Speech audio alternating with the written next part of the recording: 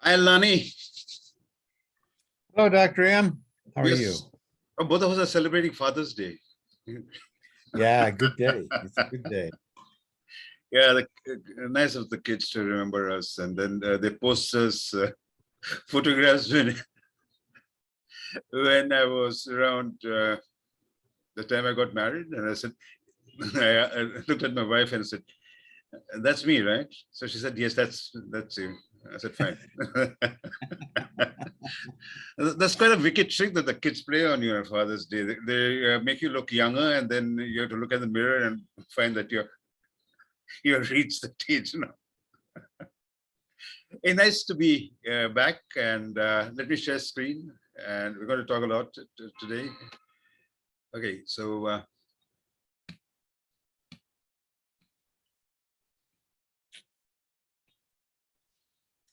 doing the formalities, Lonnie. So, Lonnie, this is the 23rd episode of the series, Support and Sustaining Continuous Improvement Processes.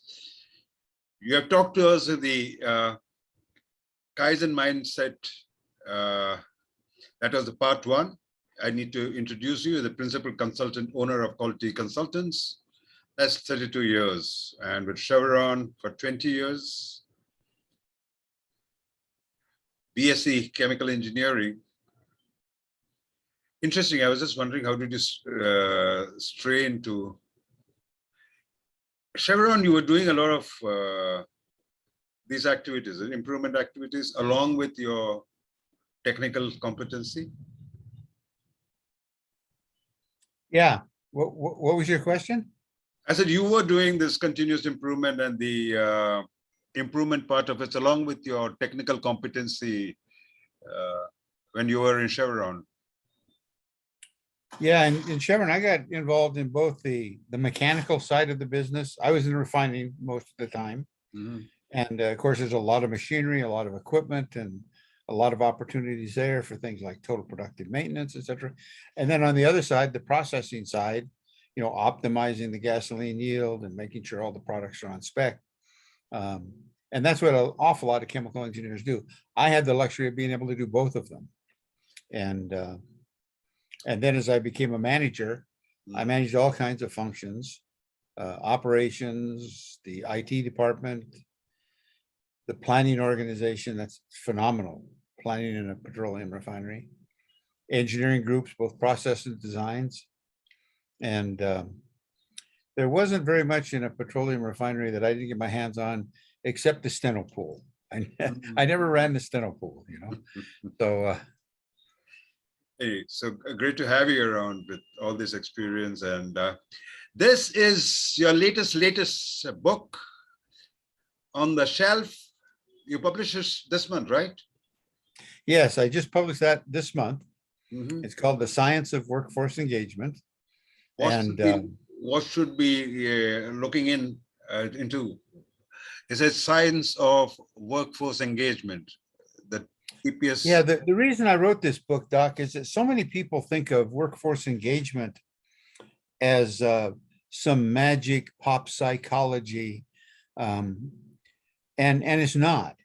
Really, workforce engagement is just good management when you get right down to the bottom line.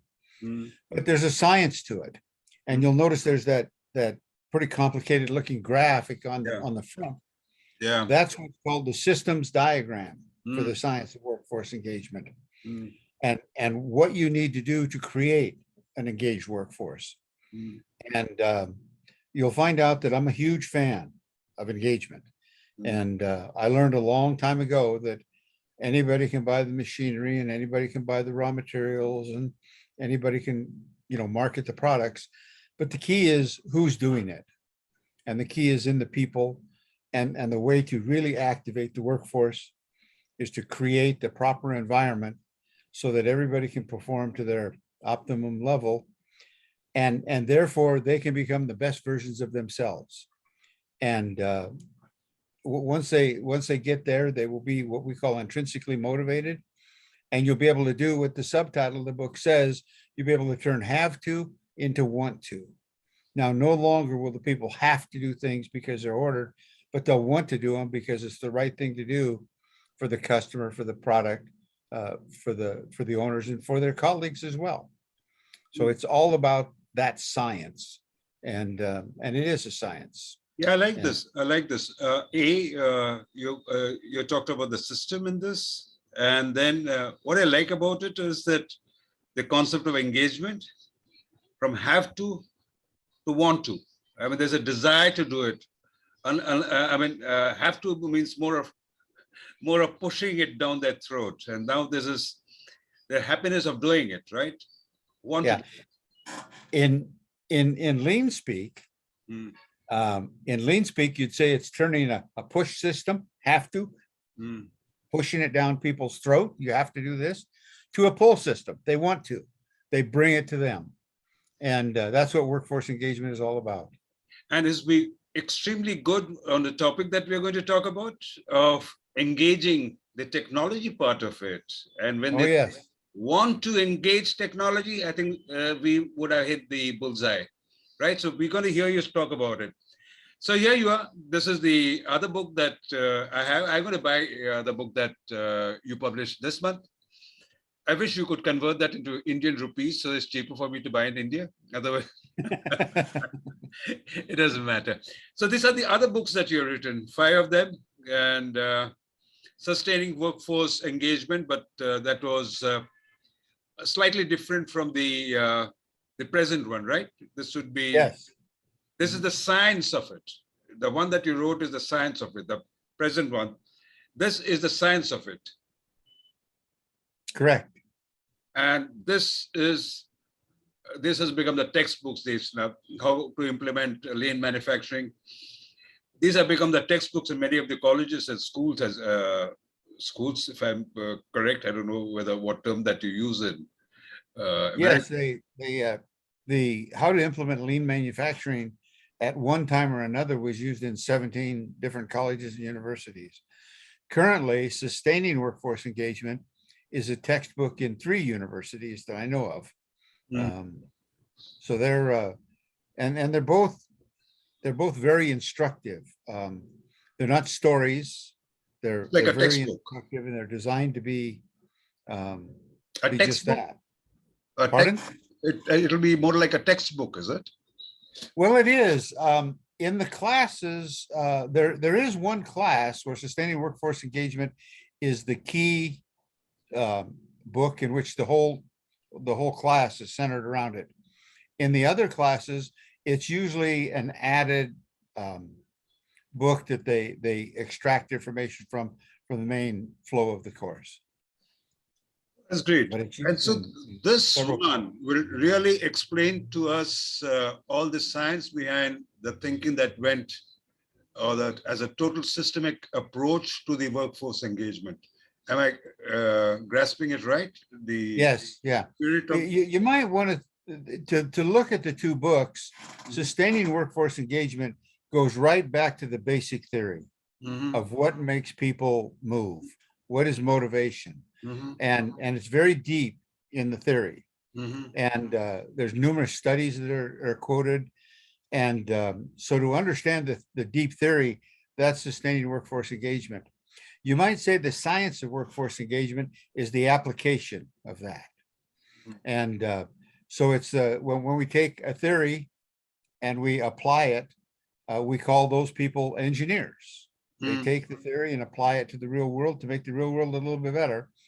And that's what the purpose of the Science of Workforce Engagement book is all about, is to turn normal practitioners into engagement engineers. That's what we want to create. Workforce engagement engineers. Okay. So I get the theory from sustaining workforce engagement and the implementation from here, right? Yes. I'm a good. That's a good way to think. I think you should send me an autograph book. Okay, I will do that. Okay, thanks, Lonnie. Okay. So we are on the part 2 of Kaizen Mindset. The part 1 was published earlier. And this came about because we were looking at the Martech's law. And where we are talking about the technology change at the exponential rate and the organizational change at the logarithmic rate. And what do we do with the gap? And your thoughts on that? And I won't take your time. It's all yours, Lonnie. I'm going to stop sharing and please talk to us about how we're going to cope this sort of a gap, right? So Okay, handing it over let me to see you if I can pick and up the the kinds screen and here. Kaizen mindset that you require for this. Over to you, Lenny. Okay, Dr. M, can you see my screen there? Yeah, I do. Okay, good, good. Well, as you mentioned, this is Martech's law. Mm. And Martech, well, actually, Martech's not a person. Martech stands for Marketing Technology. And the person who created this was Scott Brinker. Yes. You'll see his name down here in the I saw corner. his name, yeah.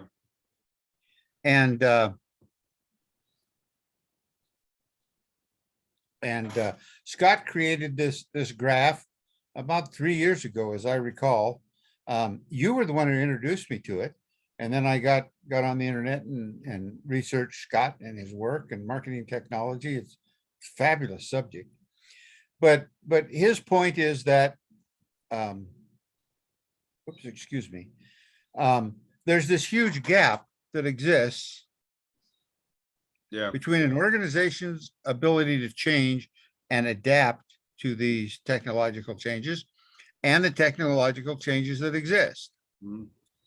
Well, being a practical sort of guy, I'm not quite as enthused as Scott is about the size of that gap, because I think there's some other things that in the real world we have to take into account. One is very often this technology is presented like it's a natural good, like it's an answer to the world's problem. And I call those shiny new objects. Okay.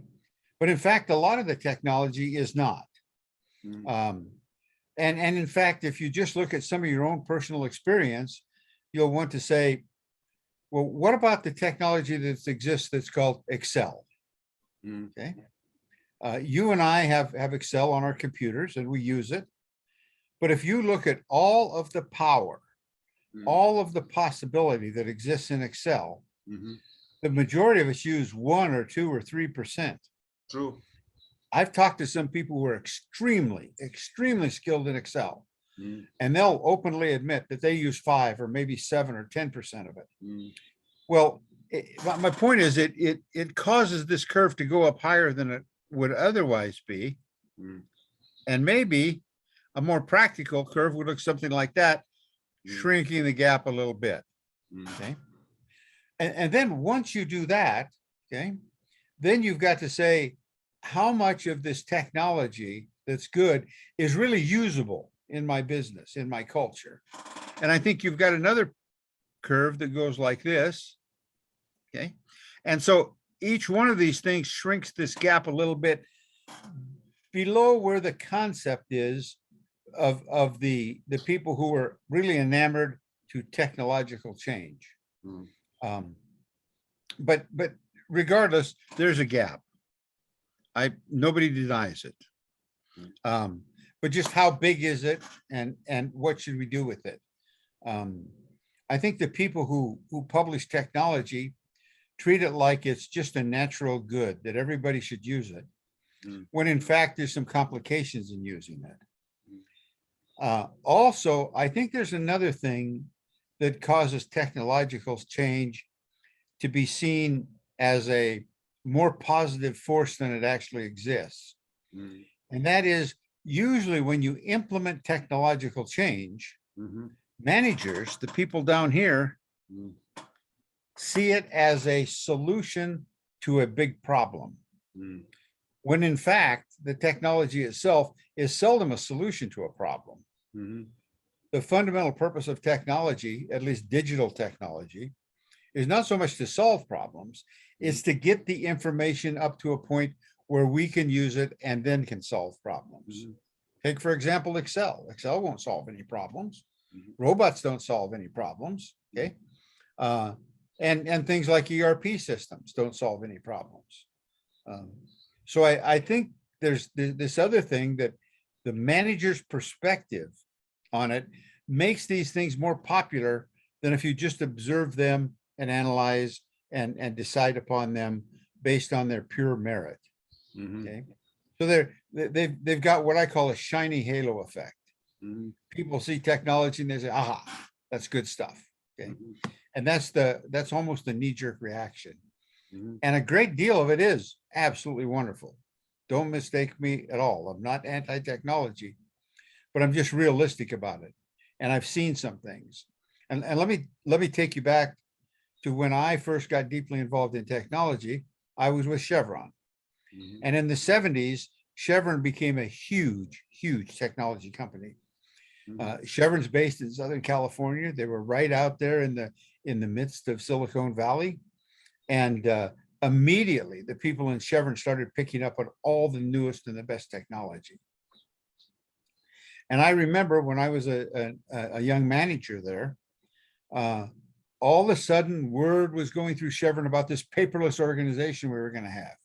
Everything was going to be digitized. It was going to be transmitted via sensors and sent through broadband networks and compiled on computers and sent to you in simple to easy to read reports.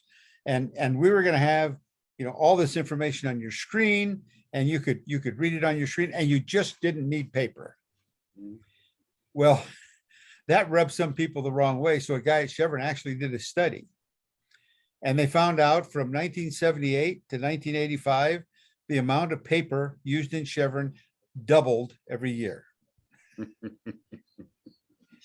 Well, what they didn't think was this technology. And one of the pieces of technology that was really powerful at the time was Lotus.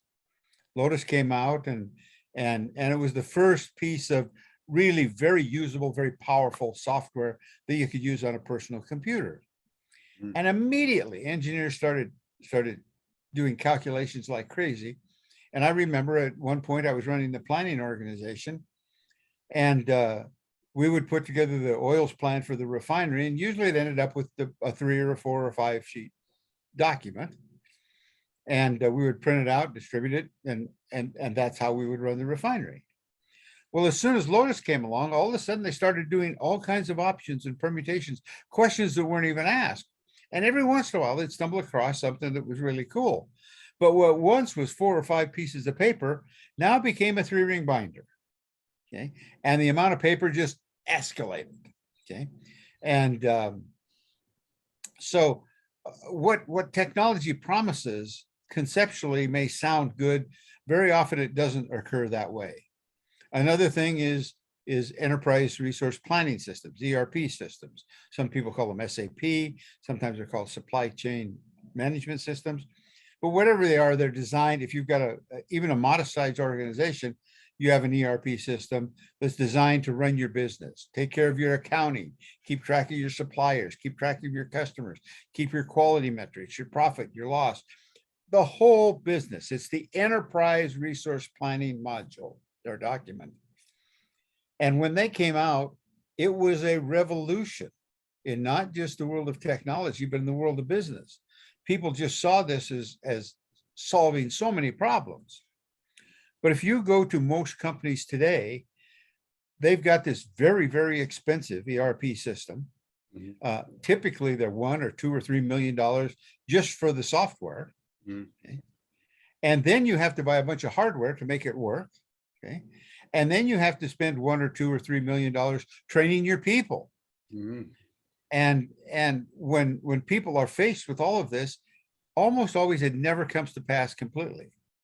And so in my clients today, and some of them are tier ones to the automobile companies, you'll find that they use their ERP systems to some extent. But basically the business is run off a series of Excel spreadsheets. Now, those Excel spreadsheets could have been incorporated in their ERP modules if they wanted to. That's a standard feature of just about every ERP system, is that you can integrate it to Excel. You can download to Excel so you can get quick analyses and results. But that's not what they do. And the average manager really doesn't understand their ERP system. Even the planning managers don't understand their ERP system. So here's a piece of just absolutely wonderful technology. It sits out here on Scott's curve, but in terms of where it is in reality is here.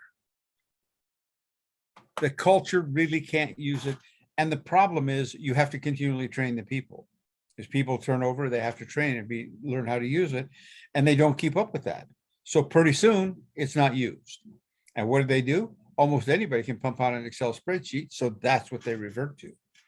And it's a fundamental weaknesses in the ERP systems that they're not transferable from one person to the next. It takes a great deal of energy and effort, and that gets lost. So I'm not as enamored to this set of graphs as Scott Brinker is, although I believe him. I think they're true. Okay. Now, I say that there's a gap, and whether that gap is this big or it's smaller is really not very relevant. Okay. But the gap is caused because the developers have only a superficial understanding of how these pieces of software apply to the businesses, and they apply different. They apply vastly differently depending upon the business you're in. Okay. And they get in love with this technology. It has this halo effect. Managers see it coming and they say, holy mackerel, that's going to solve my problems. And so it gets a lot of energy. Okay. But have these inventors really considered the requirements of the customer? Okay. Why is it that they build this ERP system and 6 months later it's a bunch of spreadsheets? They really haven't seriously considered the issues with their customers. Okay. Okay. And so you've got to ask, what are the motives, what are the intentions, and what are the skills of these inventors? Okay. On the other hand, the managers view this piece of software as a silver bullet. And I think on one occasion I showed you my silver bullet, but here's a silver bullet, Dr. M. This is a real live silver bullet. It's 0.999 silver, and it's shaped exactly the size of a 45 caliber pistol round. But I keep this with me, and I have it in my briefcase, and I give it every once in a while to a manager, and I'll tell him, this is the only silver bullet that exists. Everything else you think is a silver bullet usually is called hard work and effort. I think you should say that again. The silver bullet reminds me of the comics that I used to read when I was young, the Lone Ranger who uses the silver bullet. Yeah, that's exactly where the concept of the silver bullet came from. You know, the Lone Ranger, there's a problem, he rides into town, in 30 minutes, he fixes it and he solves it, and he leaves, and the only thing that's left is the silver bullet. He leaves as a reminder that he was there. And that's why managers think. They think they can take this silver bullet called technology, apply it to their business, and in 30 minutes, everything's solved, you know? And it just doesn't work that way. Okay. It doesn't work that way at all. It's always people, hard work, effort, energy, success, failure, continuing to work. And the problem with the managers is that typically they hold only a superficial understanding of not only the software, but their entire management system. There are all kinds of things that go on that they are not in contact with, because they don't spend time going to the floor. They don't spend time talking to the people.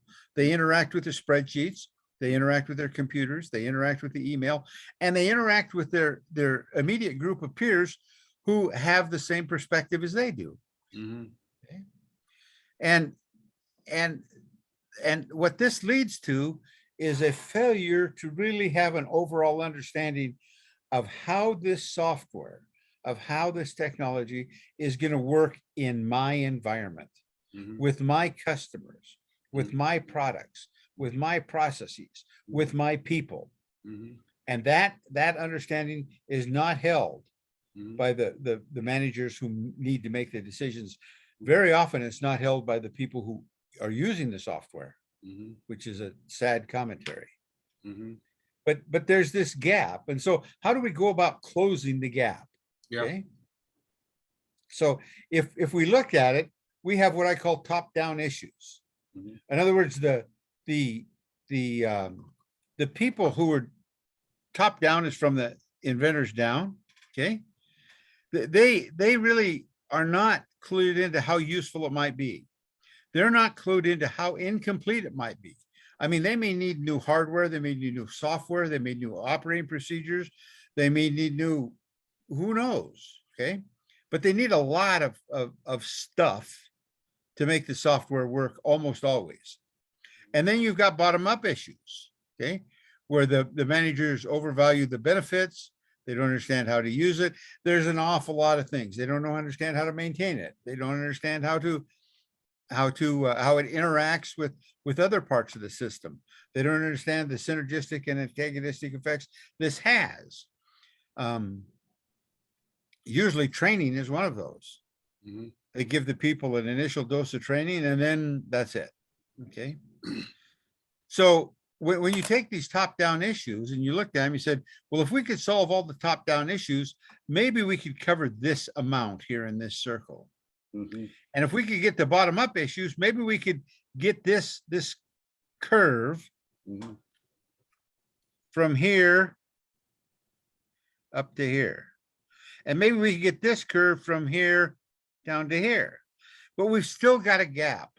Mhm. And that gap will only be covered when these two groups start working together to solve the problems to make this technology as useful as it can be. Mhm. This is that overlap is collaboration, it's cooperation, it's cross-functional management, it's getting together and talking about the problems. Mhm. Okay. And a psychologist talks about that gap, and he says the people don't talk to each other, they talk by each other. In other words, this person is taking this and talking like this, and this person is talking like this, and they don't meet in the middle. Okay, they're just talking past each other. They use their own jargon, they use their own language, they use their own perspectives. Mhm. And that's one of the reasons why a lot of this software does not work very well. ERP is the classic example. Mhm. ERP started with the explosion of the MRP modules in the early 80s, actually the late 70s. And so it's not new stuff. It's been around for 30, almost 40 years. Mhm. And still it's a huge expense that in most plants is incredibly underutilized. Mhm. Okay. So we got the gap. How are we going to cover that gap? Tell me, just a layman's question. Now, at some point of time or the other, I'm sure both of us have gone through certain MRIs and certain X-rays, etc. But I've always seen the doctor who actually does the, within quotes, the value adding, have to rely on an interpreter to interpret the images that is given by the highest level of technology. I mean, you get a best of the MRIs, etc. But there is a interface between the person who is valuing add to it and somebody who's interpreting it. It's not, I mean, I'm just taking a layman's example. It's not the person who has developed the technology of X-ray, MRI, blah, blah, blah, but someone in between that explains in a common language, as you said. They pass by, somebody who comes in. Do you envisage such sort of a thing happening? Yeah, I just went through that this week, as a matter of fact, Dr. M. I have a problem with my spine. It's called spinal stenosis, and it's a narrowing of the spine that affects the bones just grow because you get old, calcification, and so I asked the doctor what was my problem, and he said, well, on L7 you have severe stenosis. And I said, what does severe stenosis mean? And he said, well, we evaluate it as, what did he call it? Mild, moderate, severe, and critical, or something, 4 categories. And I said, well, we've got some nerves going through a hole. And in your MRI, you can see the nerves, right? And you can see the hole, right? Mm. I said, well, is it a centimeter away or a millimeter away, or what is it? He says, well, we don't evaluate it that way. We evaluate it mild, moderate, severe, and extreme. Mm. And so this interpreter takes all of these files, these MRI files are gigabytes. Mhm. You know, they're not megabytes, they're gigabytes. Mhm. And he reduces it to mild. I mean, it's almost absurd. And so I don't know why they go through that interpretation. I guess there's some very special skills that these interpreters have in handling that imagery. Or maybe it's something else. To be honest with you, I don't have even a decent answer for your question, but I do know that they have taken some very, very fine and technical measurements on my spine, and they've reduced it to severe stenosis at L22. Because I have never seen a doctor actually seeing an image. He always goes by the report that is presented to him. So anyway, I don't know how far that's, would that create a new profession? I wouldn't know.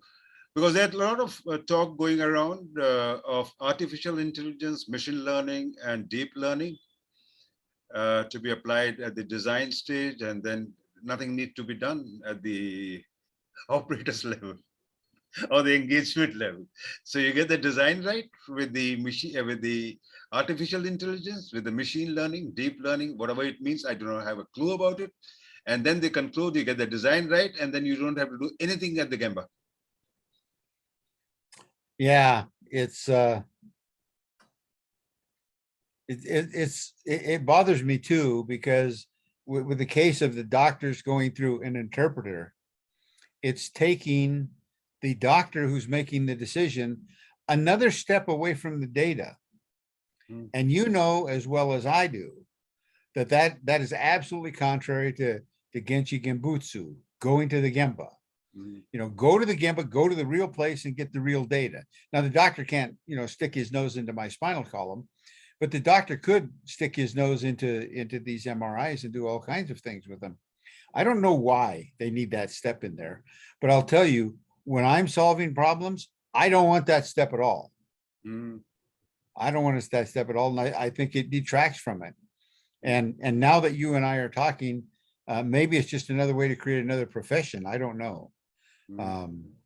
But I have done some work with medical companies that use MRIs, and I don't know why, they couldn't, as they take these slices and these pictures, you just get incredible images, why they couldn't, count the pixels in the annular space and count the pixels in the nerves and see how far away they were and somehow codify that. But it comes down to, mild, moderate, severe, extreme, I have seen many of these adjectives used in my case, so I'm quite familiar with those adjectives. It's global. Those adjectives are. Okay. One of the other things too that I take exception with Scott's statement is that he's talking about technological environment, but he's really only talking about digital technology. If you go to his website and you read and you see the studies that he uses to support this theory, it's all about digital technology. But there's other technology that exists. We have come to use technology almost as a synonym for computerization or robotizing things. But technology is literally applying anything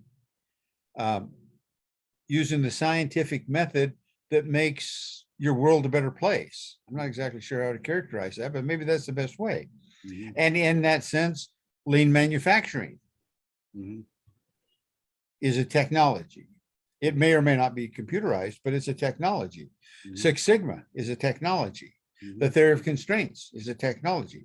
You can use all of those things to make your workplace better and the world a better place.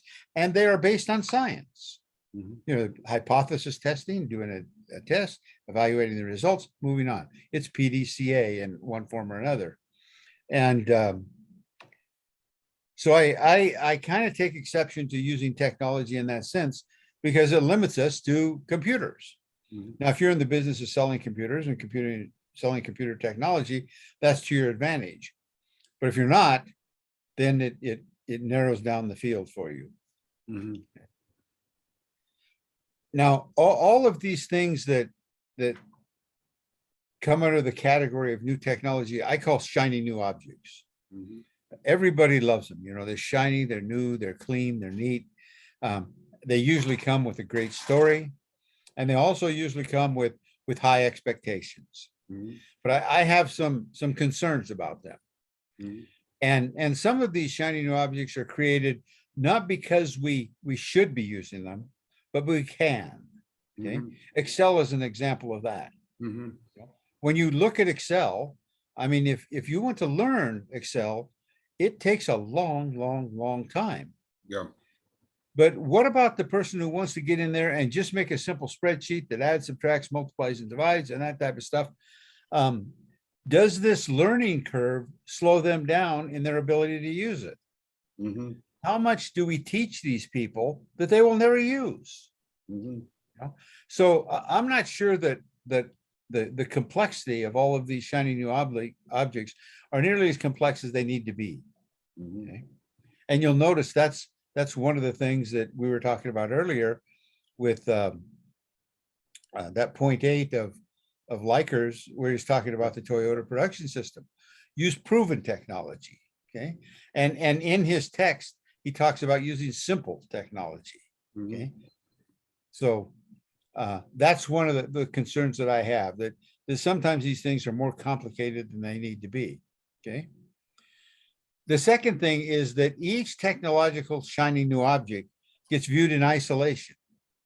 Yet to make it work, it must be put into part of a system.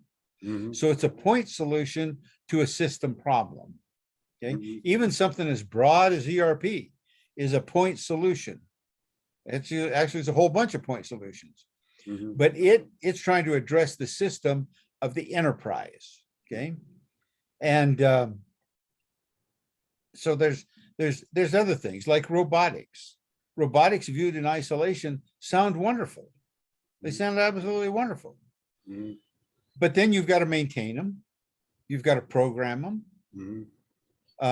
You've got to have very, very skilled people to work on them and keep them programmable. And so sometimes when you put in something like robotics, you need a whole new class of worker. Okay. And so some of these things just do not get implemented as cleanly and as neatly as the inventors see them. Okay.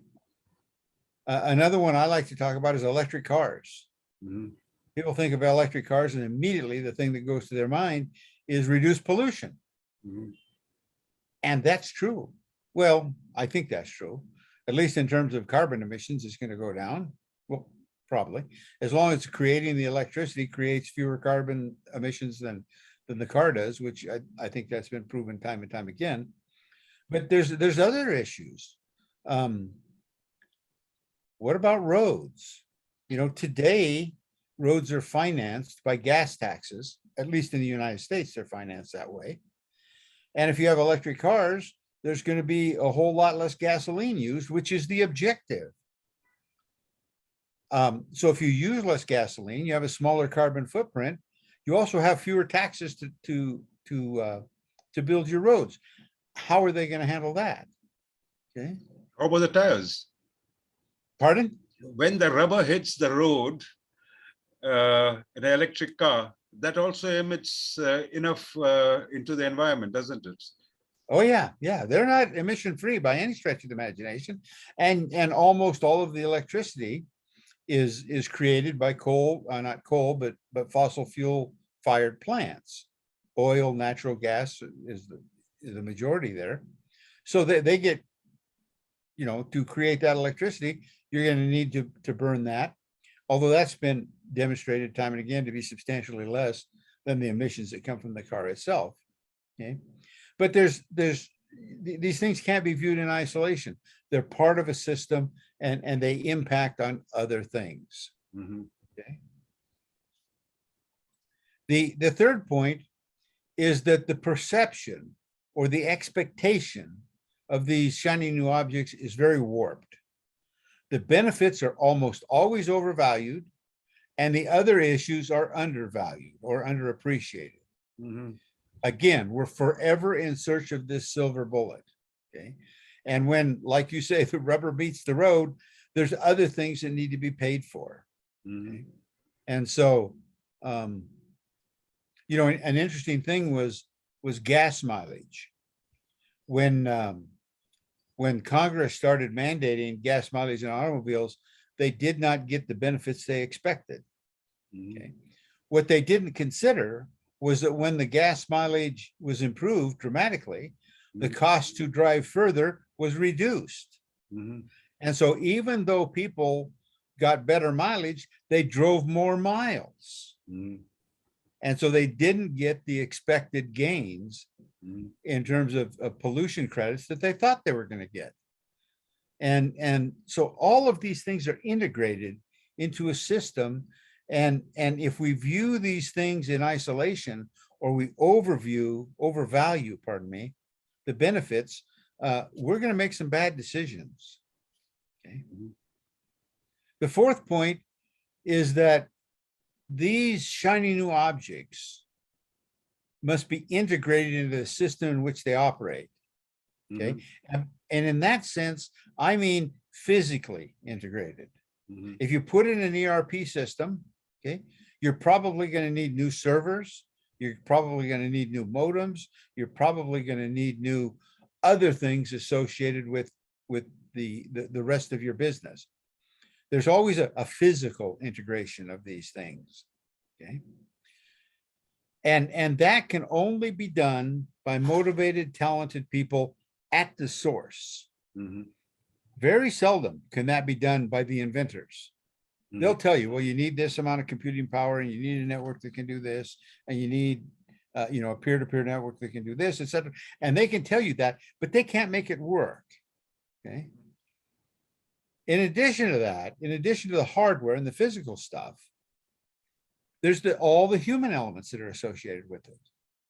You know, I've seen time and again where they implemented an ERP system, and there's somebody in the planning department who's 60 years old and has been using all the old systems, and now they come along with all this new software and stuff, and they're not comfortable with it. They can't deal with it. And it's not unusual for these people to say, hey, I'm too old. I don't want to learn all this stuff. And so they just retire. And now you've lost some resources. You've lost all the intelligence that they've gathered over the years about the system which they're planning for. And so you always have to integrate it, not only physically, but culturally into the people themselves. And kind of my overall point is that each shiny new object is usually a point solution to a system problem. And it must be incorporated into all of the elements of the culture, the physical, the emotional, even as far as being integrated into your customer's acceptance of it. A lot of times these computerized systems impact on the process itself. And very often that might require approval from your customer to change it. These items, when you put them all together, come to play in what I call the emerging technology hype cycle. And let me show you that for just a sec. You've seen this, Doc, I know. But what the hype cycle is it's a graph of expectations on the y-axis over time. And so when people first look at some new piece of innovation or technology, okay, immediately their expectations take off like a rocket. Now there's tons of little pieces of examples in here that are put on this timeline, and I'm going to ask you to ignore that and just look at the overall shape, if you would. Mhm. But what happens is early on, expectations are very, very high. Mhm. But as people get along, pretty soon they realize we need some hardware. We need to change the way we're training.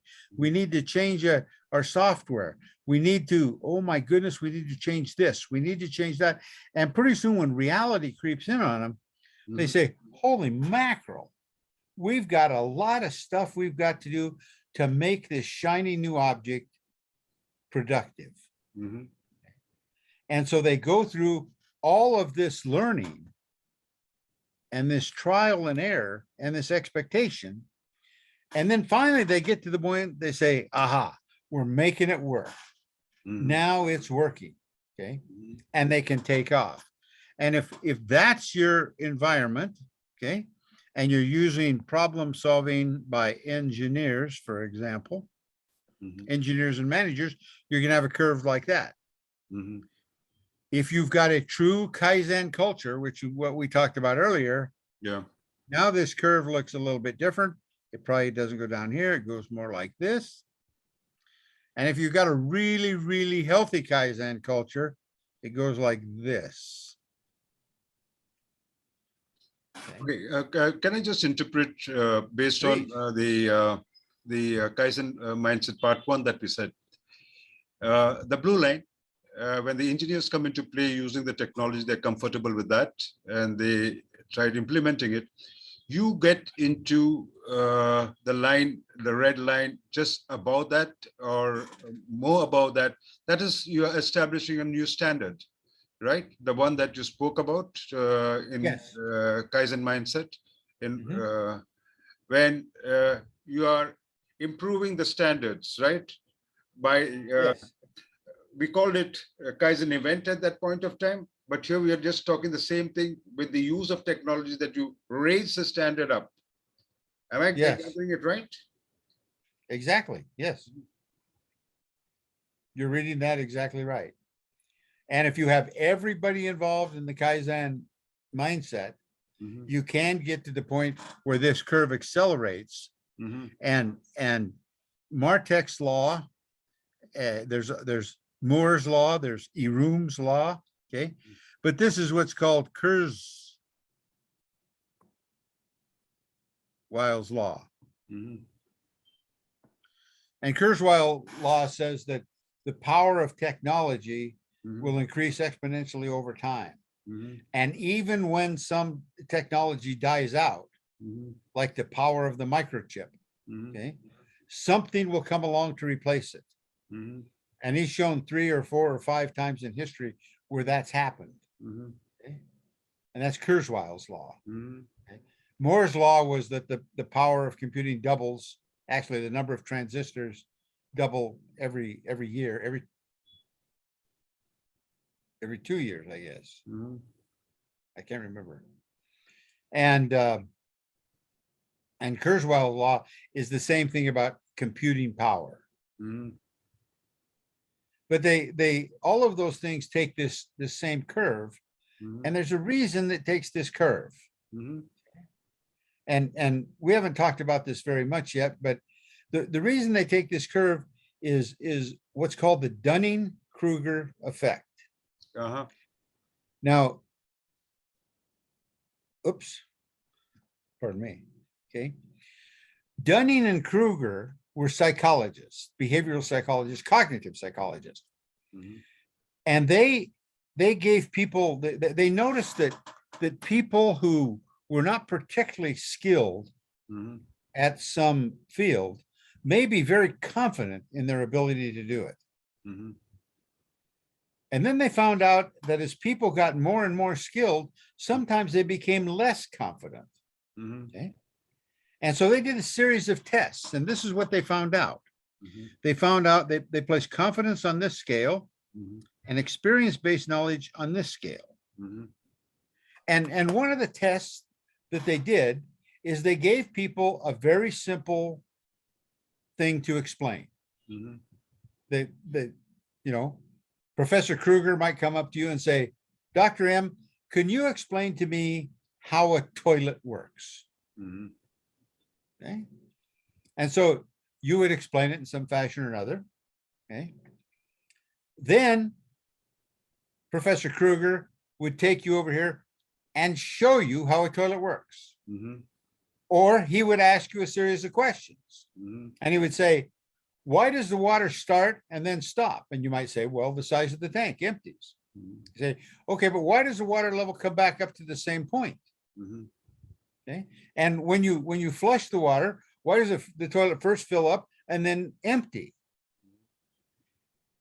And so when people started learning about a toilet, okay, pardon me, I'm getting ahead of myself. So they would evaluate how much they knew about a toilet. Okay? Then they would teach them about a toilet a little bit, and then ask them, now how much do you know? And what they found out was that when people didn't know very much about a toilet, they could be very, very confident about their knowledge. In other words, this is a piece of cake. I get this. It's no problem. Okay. But then when you ask them a question, say, well, why does the water come up to the same level all the time? They'd say, well, I really don't know. And why does the water level raise and then sink and then come back up to the same level? And they don't understand the gooseneck effect and the siphon effect and that type of stuff. But if they teach it and you keep asking them questions, they figure out they know less and less and less. Actually, they know more, but they're less confident. And then pretty soon, when they get to a point where they learn a lot about it, okay, and they get by that, oh, okay, some of this might be a little tricky when you ask them about the water level, and you explain that. And then you ask them about the siphon effect, and they say, geez, there's a lot more to this than I thought, okay? And pretty soon, when you show them and they work with it, then they do some stuff, and maybe they have to unplug their toilet, who knows what, they say, wow, this is complicated. And then they start to learn, and as they learn and practice and study and reflect, now they get more and more confident. But here's the point. The most talented people are not 100% confident. They know there's something more out there. Okay? Now, it is not coincidental that this curve follows the hype curve. Notice it's about the same shape. And the reason is, to get beyond this trough here, you actually have to learn how it works. You have to learn how it works. Okay. Oops, pardon me, going the wrong way. Okay. So now let me Yeah. see if I Well, no. I like this because after doing my PhD, I felt so foolish of a lot of things that I thought I knew, right? I was very confident, and I've changed my hypothesis a couple of times, and it took me 6 years. I quit that 3 times, and I said, I can't do it. And I can relate it, and I'm just laughing at it, at myself, because I have experienced this. And I like the way you put it. And the curve also does resemble what you said about the technological hype too. I was just imagining my plight on this curve. And then when you showed me that, I said, let me see this again. Sorry for that. No problem, Doc. And the reason, one of the reasons that these have the same curve have a lot to do with management egos, and how things really get done in a business. Now imagine that you're the manager of a large firm, and you're going to go out and you're going to buy a $5 million ERP system. Okay. Well, everybody in the management ranks is talking about it. Okay. Now, in the management ranks, almost surely they don't know very much about it, but they quickly scoot up this curve right up here. And they get up here very quickly. And the way they get up there very quickly is the CEO is talking to the COO, and neither one of them know too much about it, but they both know the jargon. And then they talk jargon. and they talk to the CFO, and they're talking about, expectations and planning cycles and sales buckets and marketing buckets. And they start talking about all this jargon that they go, but they really don't have a deep understanding of it. Unfortunately, because they sound like they know what they're talking about, and no one really wants to admit that they don't know it, all these people in the C-suite reinforce each other. And pretty soon they actually believe they do understand it. Okay. Can I hold you there? Yeah. I'll hold you there. Okay, this takes me back decades. And when we started saying that for something that we don't know, I repeat that again, for something that we don't know, we give it a name, and then we become so familiar with the name that we think we know what it is. So that's what it looks like. Yes. Yeah, that's exactly right. And so very often the managers who have only a superficial understanding of their ERP system and don't know how it interacts, okay, sound like they know what they're doing. And when your boss sounds like he knows what he's doing, the last thing he wants you to do is come up and say, hey, boss, you really don't know what you're talking about. That doesn't get very much traction. Okay. And so here's where, as a change agent, you've got to become, you have to have the ability to be seen as being weird. Because when you go to the boss, you have to tell him he doesn't understand this fully. And you have to tell him in a fashion that is emotionally compatible with his self-image. Okay. But you still have to be weird. You have to be weird enough to cause him to want to change, to cause him to want to understand it, to cause him to grasp it. And as he understands it, he starts scooting down this curve. And as he starts to understand it, his confidence is reduced in terms of what he really knows. But he's more powerful. Okay.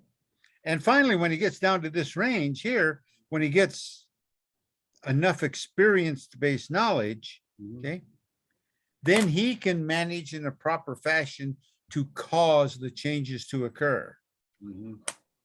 And so when that happens here, then you start making progress. So the curve has the same shape. And the reason it has the same shape is that both of them are a reflection of management behaviors. Both of them reflect management behaviors. Dunning-Kruger, it's impressive. There's another thing that happens too. As you know, I've been studying this psychologist by the name of Daniel Kahneman. And Daniel is absolutely brilliant. As a matter of fact, he got a Nobel Prize in economics for the work that he did on decision making. And what he found out was that people don't make decisions like most people are taught to make decisions. And he came up with a principle called prospect theory. And basically it has to do with how people view risks. Okay. And let me give you one quick example. One of the studies they did was they had a company and people bought lottery tickets. And they got 50 people to buy lottery tickets. And once a week, they would come by and they would give them lottery tickets. And then they did this for several weeks, and then they split the group in half. And one half, they just handed the lottery tickets out to, and the other half, they let them select the lottery ticket. So they'd look at the numbers on it. And, okay. So then, 1 week, okay, they went through that process. Only they had 50 more people that wanted to join. only these 50 people had to go buy the lottery tickets Mhm. from the first 50. Mhm. And so for this was a $2 lottery ticket. Mhm. For the people who were given a lottery ticket, Mhm. the average sale price was $2.50. Mhm. Some people wanted to keep it, you know, but some people were willing to pay a little bit more. Mhm. For the people who had selected their lottery ticket, Mhm. the average sale price was $9. Mhm.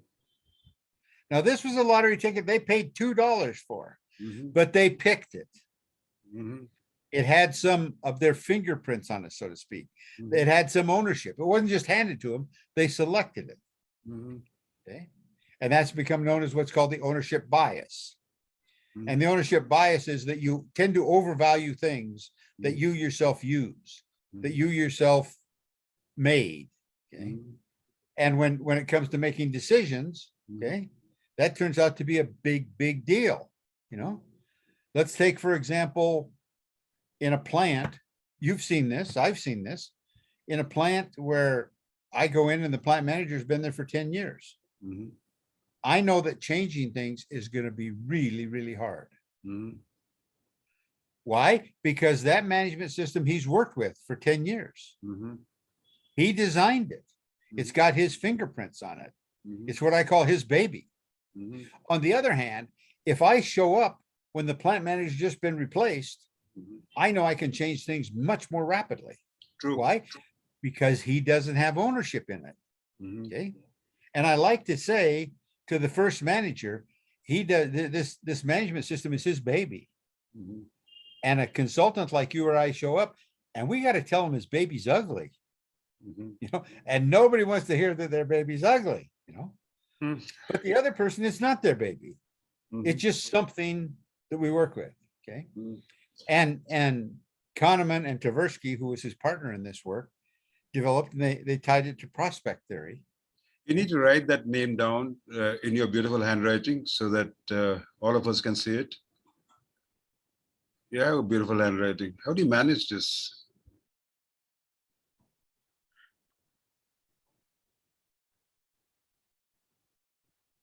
Oops. Daniel Kahneman. And his most famous book is called Thinking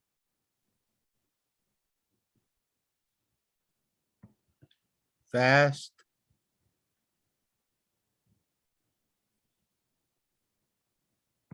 Thinking Slow. Okay. And thinking fast is the type of decisions that we make, probably the majority of the decisions that we make. You know, am I going to go to the store? Yes or no? Am I going to,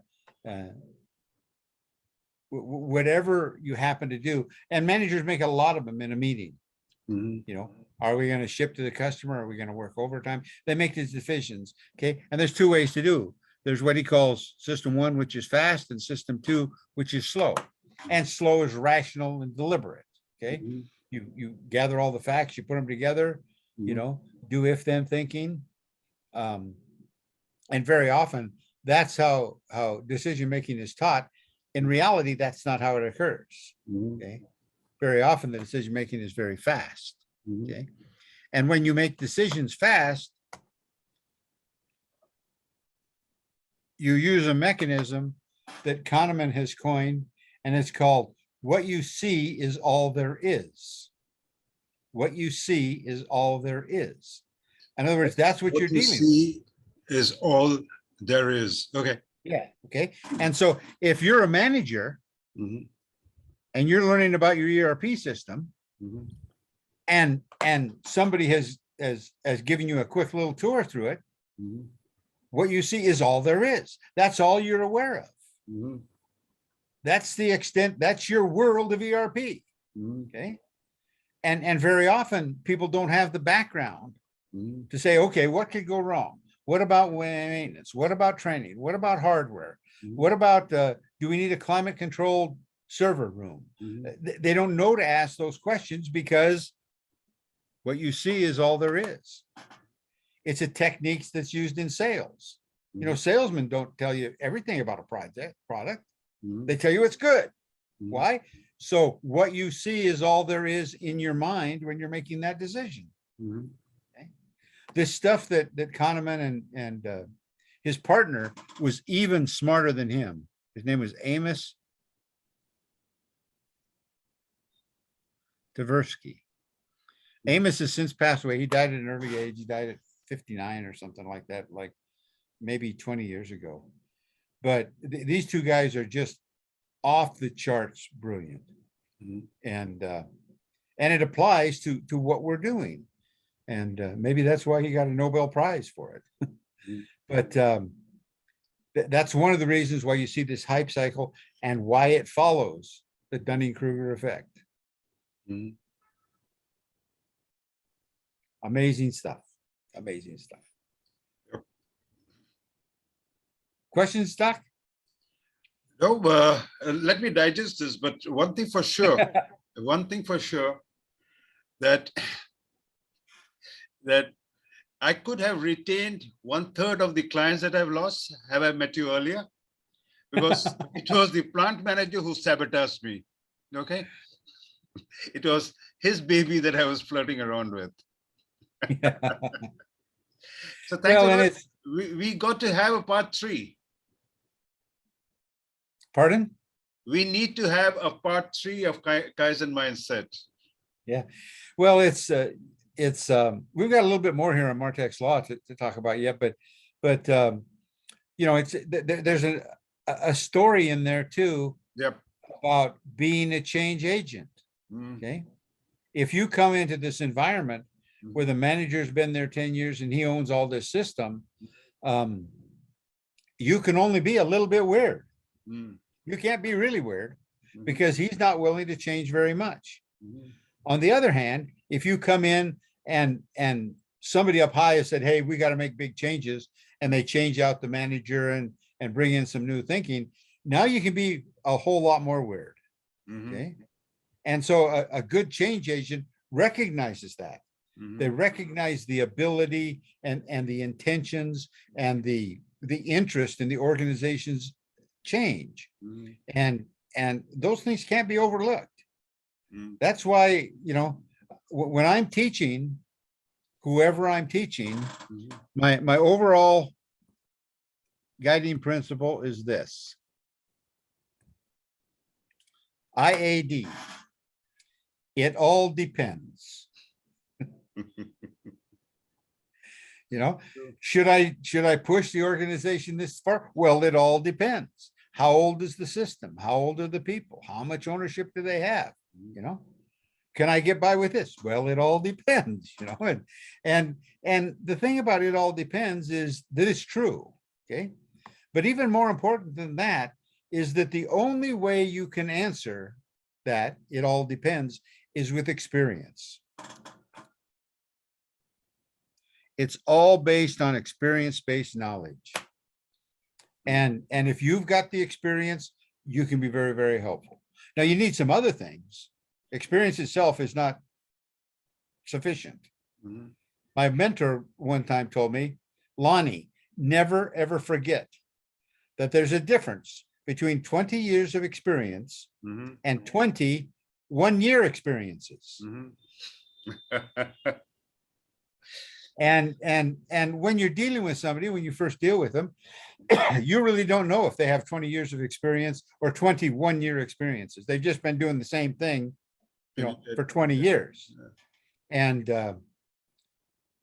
so in the grand scheme of things, IAD, Dr. M. Yeah, that's true. But there's one Okay. interesting point that you made when we were talking of the 14 principles that Jeffrey Licker pointed out in Toyota Way. And we talked about the point number 8, if I'm not mistaken, when you said adopt the technology suitable for the people and the process. You did remark on that it should be tried at a place. It should be more like a ripple than a tsunami, to that effect, if you can clarify on that. Yeah, well, you know, when most of these changes are implemented, one of the things that I see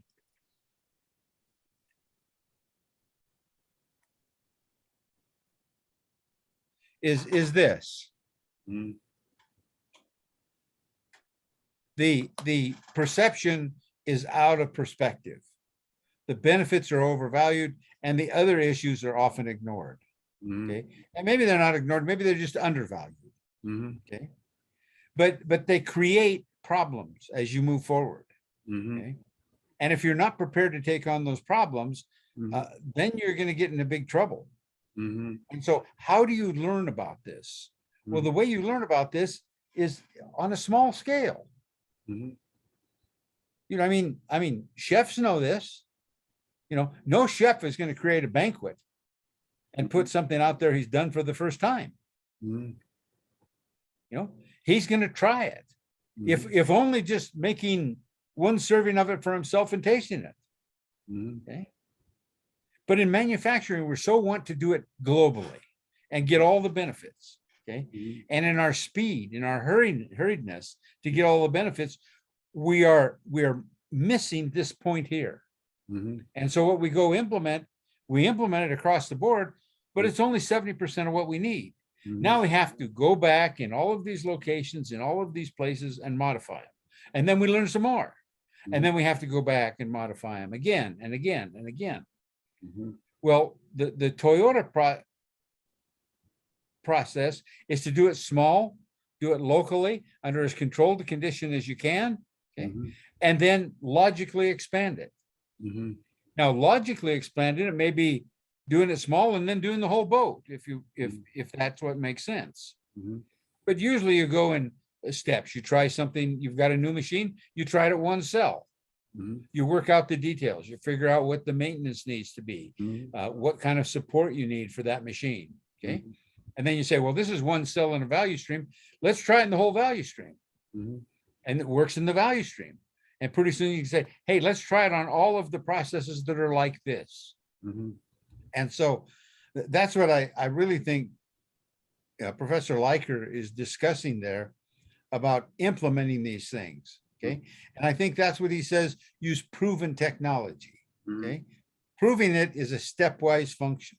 mhm, You know, the fact that somebody else used it mhm, in some other environment, on some other processes, in some other industry is not very impressive. mhm, Okay. But if you can use it on your processes, in your products, with your people, in your plant, that's a different story. So how do you do it? You start small and build up. That makes sense, yeah. So let me see. Okay.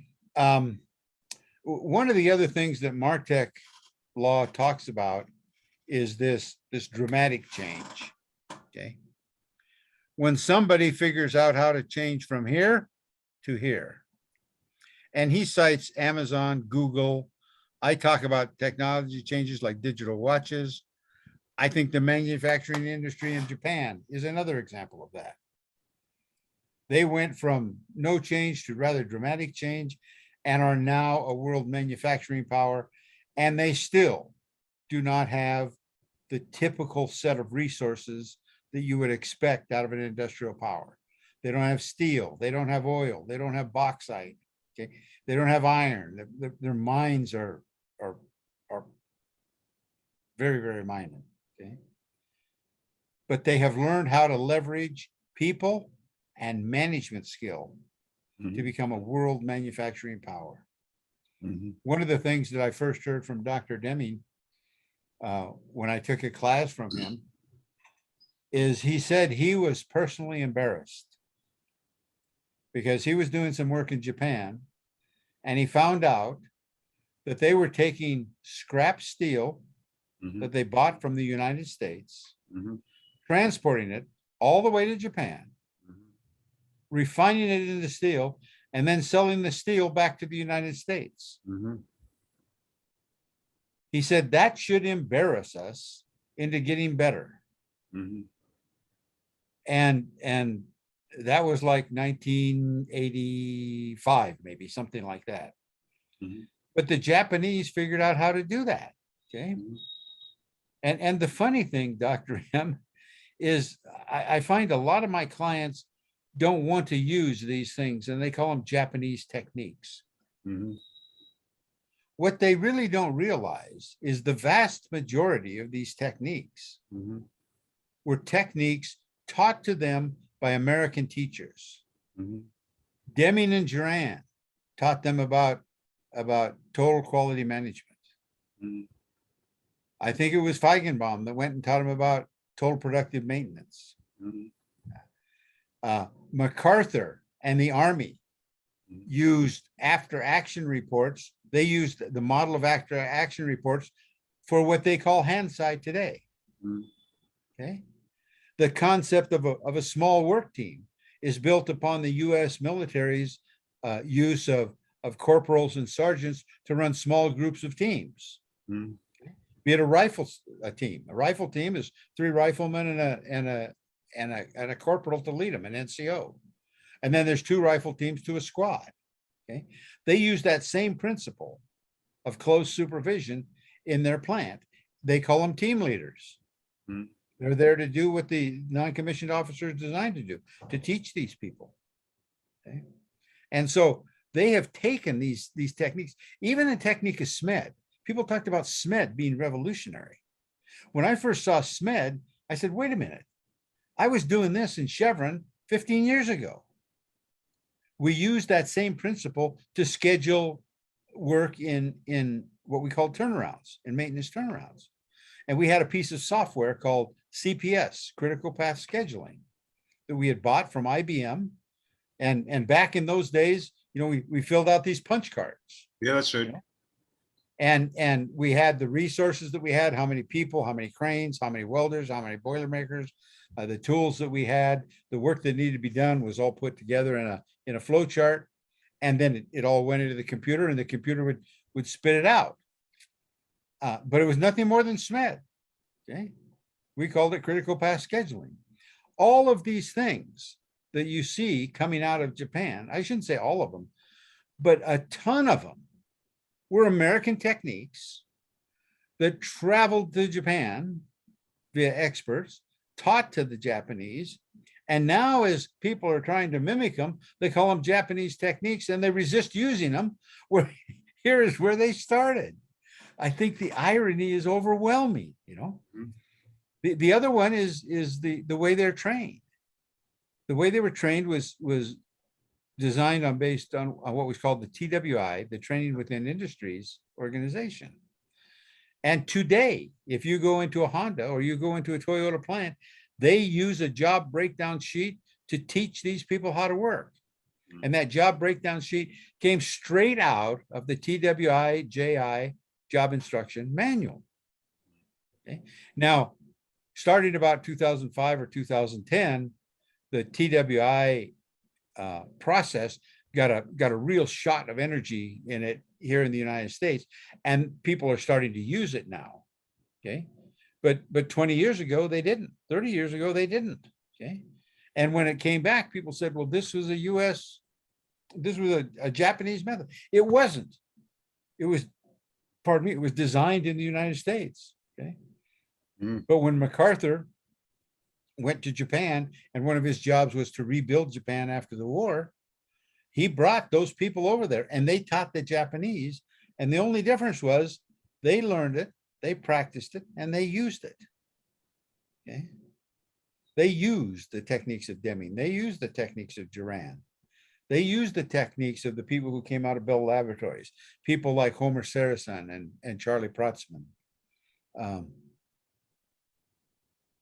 And now we call them Japanese techniques, and we resist using them. It boggles the mind. But I've got on this list, you probably have a question, why do I have Rolex watches on the list? Yep. Well, Rolex for years has been the hallmark, the world class of watches. And to be honest with you, I don't even know how good a watch they are. All I know is they're really, really expensive. It's nothing to pay $15,000 for a Rolex watch. But Rolex watches were unaffected. First, there was the move from mainspring watches into quartz watches. And I think Omega was the leader in that. Okay. And then once digital watches came along, I mean, you can buy a great timepiece, for $1.98. But Rolex still charged $15,000. And I like to use them as an example because Rolex does not sell watches. They manufacture watches. But what they really sell is prestige. They sell exclusivity. They sell ego. If you've got a Rolex watch, you've got a ton of money and everybody knows it. Okay. And you know that everybody knows it. So the mechanical thing is not the issue with the Rolex watch. Okay. Anyway, that's interesting. I mean, there are certain people that we will not tell this story to in my family. Okay, but let's wrap this up with kind of my impression of Martech's law and what it really means and what we can glean from it. And my point is this: it's simple and it's straightforward. Technological improvements are interesting, but they are not the limitation to continuous improvement. Okay? And I guess even Martech's law says that. There's a lot more technological opportunities than there are people capturing them. Okay. So why aren't we capturing them? Well, some of them may not be worthwhile. Okay. But even at that, I think there's all kinds of things out there that are worthwhile. I'd like to see people really use their ERP systems. I have worked with some people, driven that point, and it's helped them immensely. Okay. But the limitation is how we utilize the people in our organization. Okay. It always has been the limitation, and it always will be the limitation, because nothing really happens without the people. Okay. So many people think innovation are gonna do these things. Innovation doesn't do much of anything at all. Innovation creates the opportunity so people can do things. Ultimately, somebody's doing something. Okay. And the key is not so much the amount of technology you have or the amount of technology that's available to be used, but have you in your business created an environment where it is possible for everyone to perform to their maximum ability, so that they then can become the best versions of themselves. If you have that environment, people are naturally driven to do the best they can. I mean, I know there's a lot of managers who disagree with that, but the truth of the matter was McGregor back in the 60s debunked it with his theory X and theory Y managers. It's a well-accepted principle, but people deep down still believe you got to drive people with fear and threats. Okay.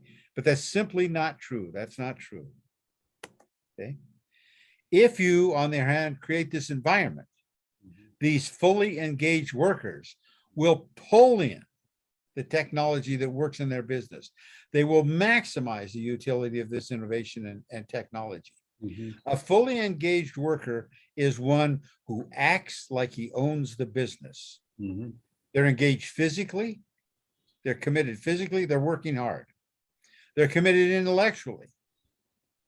They've got their mind in the game. They're problem solving. And they've got their heart in the game. Okay. They're committed emotionally. So these people who are physically, intellectually, and emotionally committed are engaged. And those fully engaged people will then act like they own the business, and they'll say, ha, we could use that technology, or we could use that technology, but it's too expensive. Okay. Whatever it is, they will pull it in and they will maximize it and they will make it work and they will fit it into your culture, into their culture. Okay. If you do not have that environment, nothing else matters. You'll be mediocre at best. Okay. Now you may survive, but you only survive because the other people are doing the same thing that you're doing. Okay. The statistic that I like to quote at this point is General Motors. In the United States in 1955, General Motors had 60%. That's 60% of the automobile market. 6 out of every 10 cars that was on the road in the United States at that time was a General Motors car. The last time I checked, in 2021, they had 9.8%. Why is that? Because they continued to do what they were doing and other people changed. Okay. In 1955, you couldn't find a Honda or a Toyota in the United States.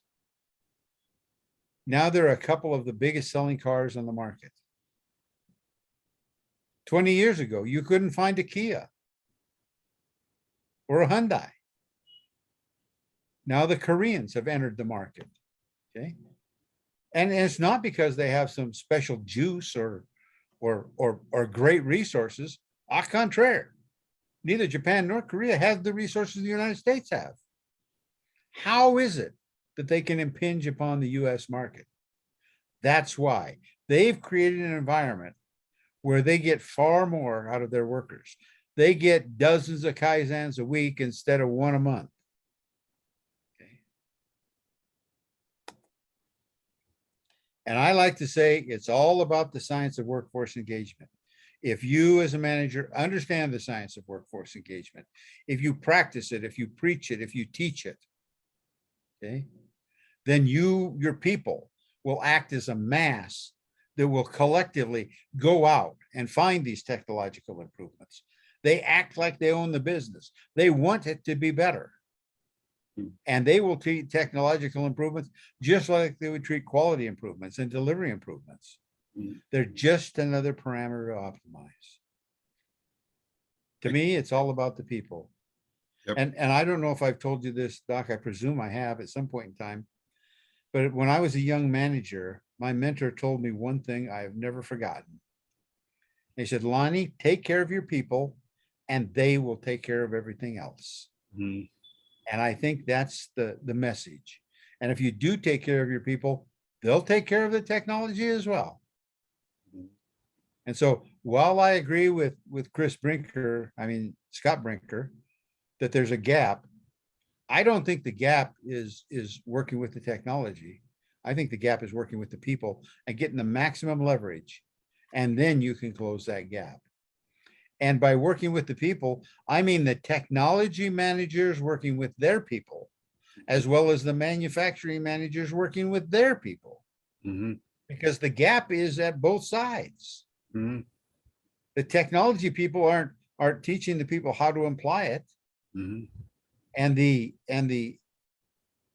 people who are manufacturing don't know enough about the theory. Mm-hmm. There needs to be a meeting of the minds. Makes sense. And I'm reminded of a band. I'm a creature of the 60s. I graduated from college in 69, so I went through this revolution. And there was a British band called The Who. And this was from one of their songs where they say, I tip my hat to the new Constitution. Take a bow for the new revolution. Smile and grin at the change all around. But I pick up my guitar and play just like yesterday. Then I get on my knees and pray we don't get fooled again. Everything is changing. There's no question about that. But some of the things are the same, just like yesterday. Pardon me. Well, that's good. Amazing.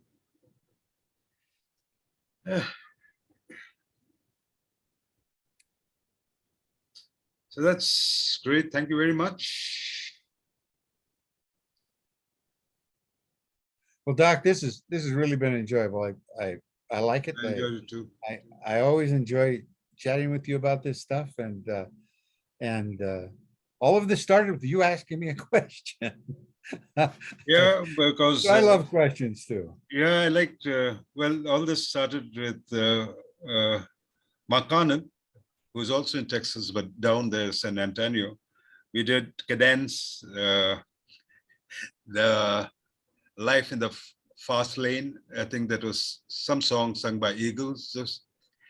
And we talked about CADENCE. We did part 1, part 2, part 3. And that's how Mike Carnell talked about, introduced this concept. And then I have been talking to people to find out how to bridge the gap. So we'll be talking more about it. I mean, we give them a flavor on the Kaizen mindset and the Kaizen mindset required for this, which is more or less the same. It all depends on, as you said, the people, and engage the people will pull it down for you from both the ends. For the technology, they'll push it down to the earth, and the earth beings will pull it down from the technology people.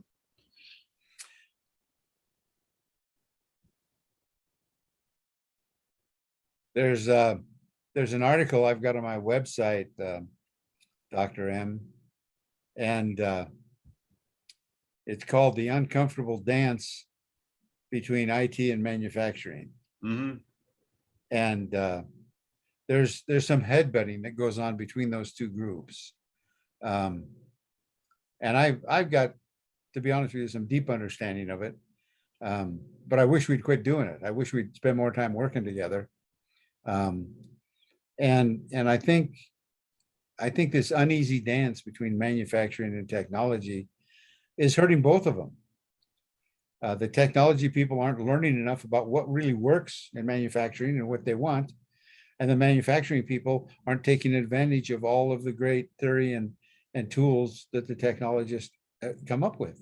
Mm-hmm. And it's a matter of getting those groups together, Mm-hmm. getting them in some dialogue. And so I don't know exactly how you do that, but Dr. Deming talked about that frequently when he talked about melding theory with practice. And I think it's just a very fertile area for a lot of opportunities. But let me thank you again for. Oh, thank you very much. And really you can move off the screen so that we can wave to each other and then stop recording. Yeah, but before you do that, I want to tell you that unlike you, I have 12 more hours of Father's Day to celebrate. And I think your clock has just gone to Monday morning, has it not? Yes, it is 14 minutes into Monday morning. And I thank you for that. And I thank you for staying up and. Yeah, thanks a lot. Thank you very much. Okay. Right, We'll talk to you soon. We'll meet you again. A lot of things to talk to you. Okay. You bet. You have a good day, Dr. M. Bye-bye. Bye.